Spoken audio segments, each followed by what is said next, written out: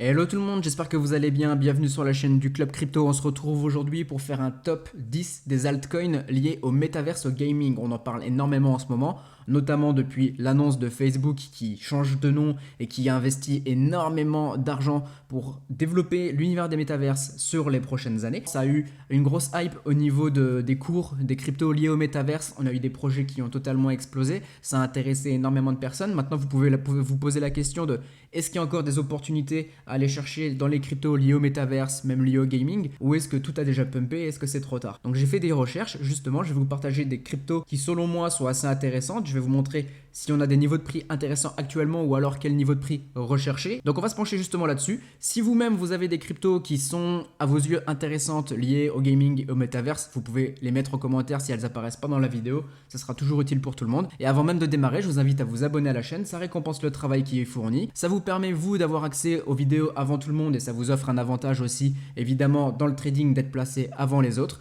Et c'est parti, on démarre. Donc on va se pencher sur la première crypto qui est AXS, donc que vous avez sur Binance mais que vous avez aussi sur FTX et aussi je crois sur Huobi si vous voulez l'acheter ailleurs. Alors ce qu'on va faire c'est on va l'analyser. On voit que depuis l'été 2021 on a eu un beau pump. Donc forcément on a eu de l'intérêt pour cette crypto-monnaie. Maintenant la question à se poser c'est est-ce que c'est intéressant d'en acheter maintenant? On va pas forcément acheter une hype et d'ailleurs faites attention là-dessus, vous allez avoir beaucoup de hype, vous allez avoir beaucoup de projets qui étaient totalement morts et qui vont ressortir des tréfonds en disant nous on revient en force parce que nous aussi on fait du métaverse, etc. Donc pour chaque crypto, faut pas forcément suivre les hypes et c'est là où l'analyse technique justement va vous aider à éviter de faire certaines erreurs. Donc si on prend par exemple le Fibo, qu'on prend ce point qu'on avait juste ici, qu'on vient le mettre sur le point le plus haut juste ici, on voit qu'on a eu une zone de support, donc on la voit vraiment ici, ça a été défendu, c'est redéfendu ici, redéfendu ici. Au niveau des 0,382, c'est une zone qui est souvent défendue quand on est en dynamique haussière. On peut venir retaper sur ce niveau et ça ne remet pas en cause toute la dynamique haussière qu'on a eue jusqu'à maintenant. Donc pour le moment, on est toujours sur un XS, sur une dynamique haussière, sur l'unité de temps daily, donc une bougie égale un jour. Ce qu'on voit ici, c'est qu'on a une structure haussière qui justement est en train de se remettre en place. Donc est-ce qu'on a eu cette zone de support et on va continuer à partir? Pourquoi pas? Et sinon, ce qu'on voit aussi, c'est que dans le volume profile, donc j'en parlais déjà dans les anciennes vidéos, les creux que vous avez ici, c'est des creux ou des niveaux de prix où on a eu peu de volume qui a été échangé. Et souvent, pas toujours mais souvent, le prix aime bien revenir un petit peu titiller justement ces zones pour recréer un petit peu de liquidité et de volume ici, ou comme on pourrait avoir ici aussi. Donc pourquoi pas, si si vous voyez que le cours revient sous cette zone là à peu près entre les 120 dollars par exemple et les 75 dollars, vous auriez une localisation intéressante, un prix intéressant pour acheter du AXS. Maintenant les Fibo on peut très bien les prendre sur un plus grand mouvement et là on voit qu'aussi on pourrait très bien revenir, toujours être dans une dynamique haussière, revenir travailler ce 38,2 qui est juste ici, on reviendrait un petit peu plus bas du coup sans remettre en cause sans remettre en question toute cette dynamique qu'on a ici, et on viendrait retravailler un petit peu plus le creux.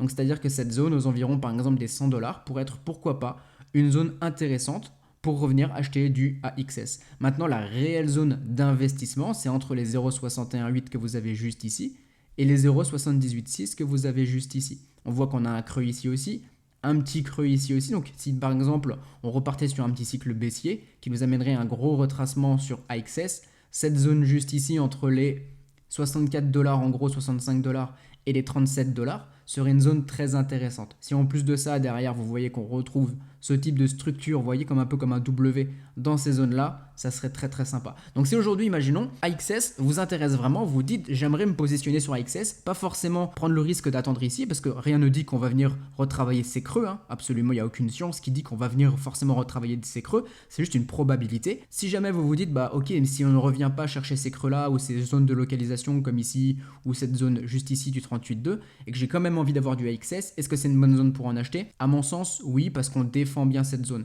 C'est vrai qu'un petit retour sur cette zone-là des 127, pourquoi pas. Si vous n'êtes pas justement à l'euro, au dollar près, vous pouvez déjà commencer, pourquoi pas, à prendre une toute petite partie de votre capital, en acheter ici. Si ça pump, au moins vous êtes dans le train. Et sinon, vous gardez aussi encore en réserve sous le coude un petit peu de USDT, de stablecoin, pour pouvoir par exemple acheter ce niveau que vous auriez juste ici au niveau des 100 dollars, ou alors dans cette zone juste ici, au cas où si on aurait un retracement un peu plus fort. Ok, donc quand vous rentrez dans une crypto, petit cours là-dessus, vous n'êtes pas obligé de rentrer forcément avec 100% de la somme que vous avez, que vous vouliez mettre. Vous n'êtes pas obligé de le faire forcément sur le niveau de prix où vous rentrez actuellement. Vous pouvez très bien rentrer en 2-3 fois, mettre des ordres plus bas au cas où si vous avez des retracements. Ça viendra justement descendre votre prix d'achat moyen à la baisse. Donc si par exemple, au lieu d'avoir un prix d'achat de 139$, vous avez un prix moyen par exemple de 100$, bah évidemment tout ce que vous reprenez ici, c'est déjà du profit plutôt que d'attendre d'avoir ce niveau de prix là d'achat moyen et de repartir à la hausse pour avoir votre profit. Maintenant, si on regarde, on a l'OBV, j'en parlais dans les anciennes vidéos aussi, je vous mets le lien en haut à droite dans la petite fiche qui s'affiche si vous voulez voir justement les autres vidéos ou les top altcoins où je donnais d'autres idées d'altcoins et où je parlais de l'OBV, qui est un indicateur qui vous montre si on a des capitaux qui rentrent.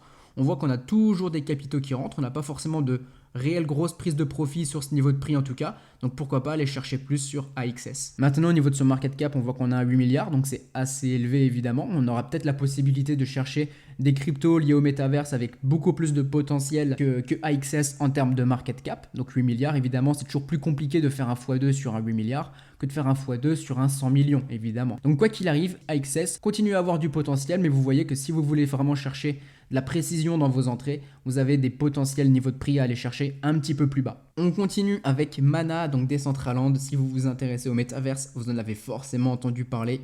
On en parlait peu ici. On a eu un premier pump sur le printemps 2021, comme la plupart des altcoins. On a reposé justement un bottom ici. On voit que vraiment on a eu une zone de prix qui a été assez défendue. Et le gros pump au moment des annonces de Facebook avec Meta. Un premier retracement et on repart maintenant. Donc la question c'est, est-ce que c'est intéressant d'acheter du Mana maintenant? Est-ce qu'on a un bon prix aux environs des 4,50$ ou est-ce que le mieux c'est d'aller chercher ailleurs, ou est-ce qu'on a des prix plus bas à aller chercher sur Mana en cas de retracement? Donc ce qu'on va faire, c'est là aussi tracer nos Fibo. On prend le point le plus bas, on prend le point le plus haut actuellement et on voit qu'on a pour le moment un niveau qui travaille aux environs des 0,23. Le premier arrêt serait aux environs des 0,38,2. On voit qu'on a un gros creux dans le volume profile juste ici. On voit qu'on a un gros creux entre les 2,49$ et juste ici, si on va au plus bas, les 0,89. Est-ce qu'on va revenir sur les 0,89 centimes? On ne sait pas. Mais dans tous les cas, on a une zone qui n'a pas été travaillée ici. Donc ça serait intéressant de pourquoi pas revenir. Personnellement, si vous voyez qu'on est entre les 0,61,8 et les 0,78,6, juste ici, là où en plus on a un creux, ça serait une très bonne localisation pour acheter du Mana sur le long terme si ça vous intéresse. Maintenant, qu'est-ce qu'on voit au niveau de son market cap? C'est qu'on a un market cap là aussi de 8 milliards, donc on a quand même quelque chose qui est assez gros. Donc évidemment, le faire pumper, ça demande plus d'efforts que de faire pumper une plus petite market cap. Maintenant, si on regarde Glassnode, donc si vous ne connaissez pas Glassnode, j'en parlais là aussi dans les vidéos précédentes, c'est un outil qui est payant. Vous avez plein de données sur différentes crypto-monnaies, notamment ce que détient le top 1% des adresses. Ici, par exemple, sur Mana, on voit qu'actuellement, on a 92% des Mana qui sont détenus par le top 1% des adresses. Donc ça veut dire qu'ils se sont gavés depuis 2018 et sur le temps, ça n'a fait que grimper. Ici, bon, on a tenu, mais ça a fait que grimper.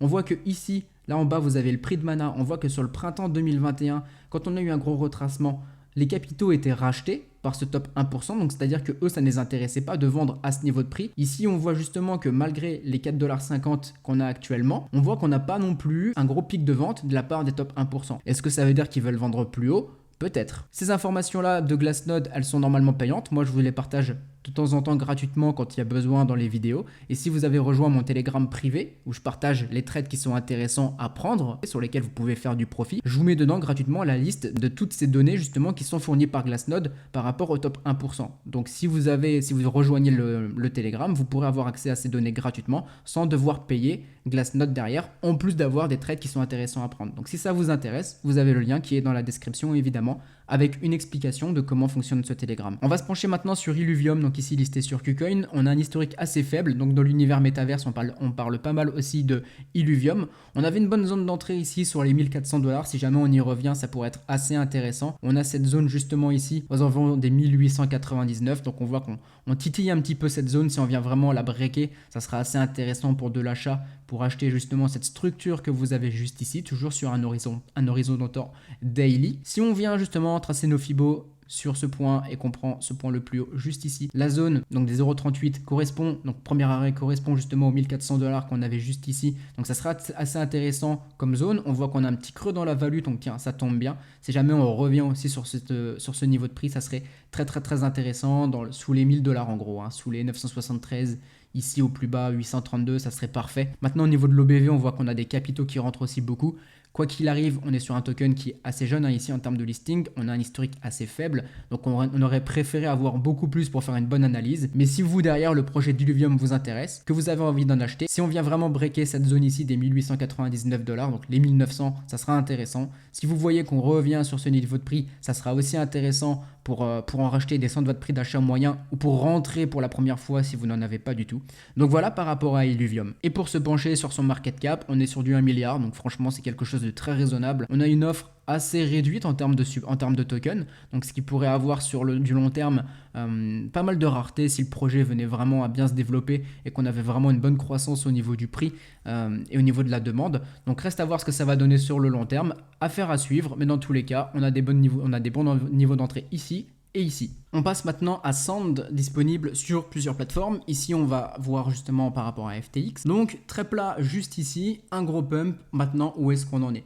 Ce qu'on voit tout de suite, c'est qu'on a des très gros trous justement dans le volume profile, juste ici, juste ici, juste ici. Personnellement, je ferai preuve de patience sur Sand pour voir qu'est-ce que ça donnerait par la suite. Je trouve que ce niveau de prix justement, juste ici où on viendrait retaper un petit peu au niveau de la moyenne mobile, ça serait quelque chose d'assez intéressant. Si je prends justement mon Fibo, que je cherche un point bas qui est juste ici, je retrace, ça tombe parfait, bah tiens, voilà, super, aux environs des 0,382, ce niveau de prix justement un petit peu au milieu de ce trou qu'on a juste ici, serait quelque chose d'assez intéressant pour moyenner son prix d'achat sur du Sand. Je trouve vraiment qu'il faut faire un petit peu plus preuve de patience actuellement sur Sand parce qu'on voit qu'on commence à avoir un M que vous voyez juste ici, on a un premier top, on revient, on a un deuxième top. Si on vient justement breaker cette zone qu'on a juste ici en termes de structure aux environs des 6,19$ et qu'on continue derrière, faudrait voir ce que ça donnerait juste ici, mais je pense que venir racheter sur ce niveau de prix aux environs des 0,382 qui est un premier arrêt ici, où on peut très bien rester dans une dynamique haussière,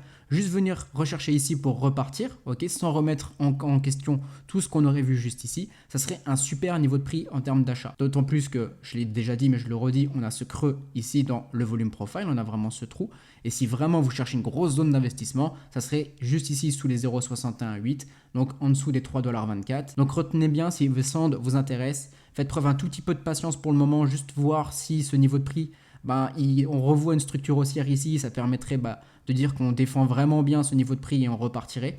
Si vous voyez que par contre on valide vraiment cette structure en M daily juste ici, dans ce cas-là, essayez de venir chercher cette zone pour rentrer sur Sand.